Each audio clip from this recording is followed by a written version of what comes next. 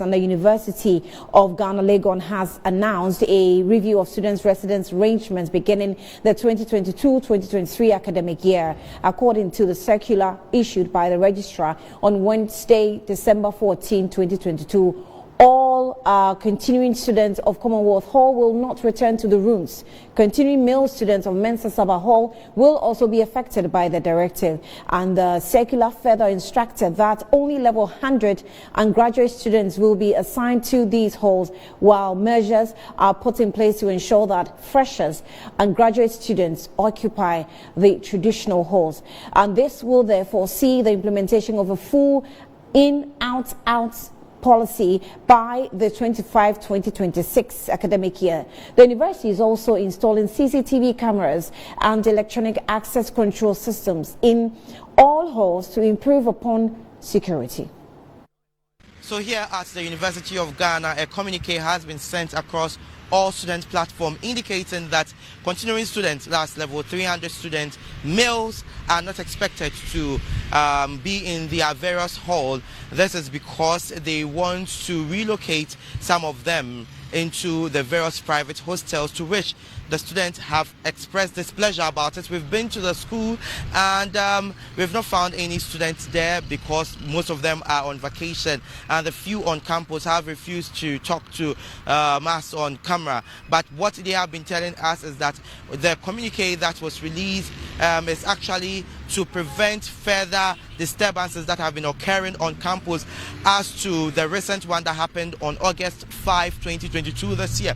And so that is a decision that management has taken to eject all continuing students, especially the males, from Mensa Saba Hall and the Commonwealth Hall. And so we will be following up to talk to some of the representatives of the student body, and then we will get to find out whether they are in agreement with the decision of the management of the school or they are not. Reporting from Metro TV, Elvis Andor, Accra, Legon.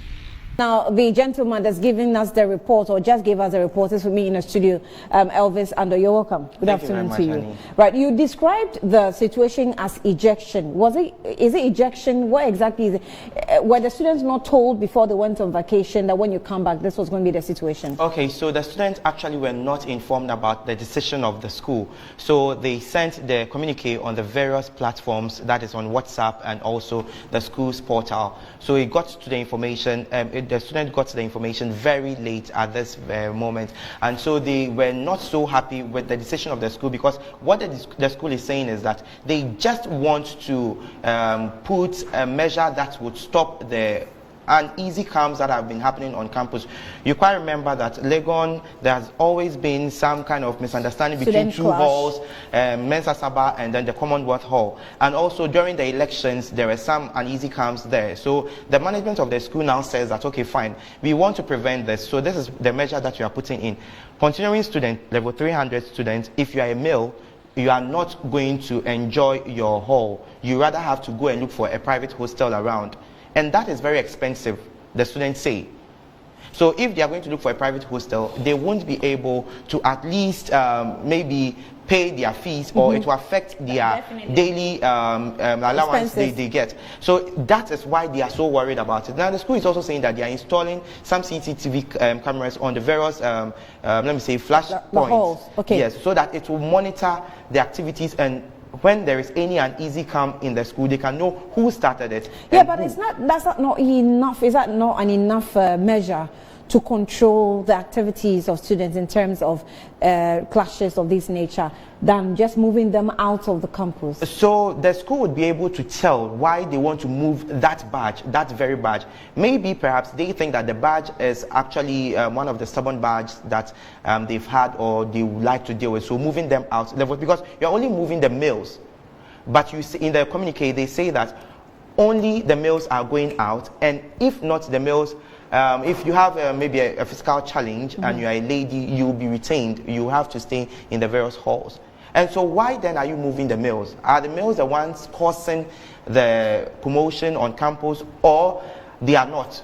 Or is it that you are the school is trying to look at another way of trying to support the private investors who have their various hostels built on the various areas in the campus? Or what exactly is the school looking at? So the school should come out clearly and explain so that the students will understand better.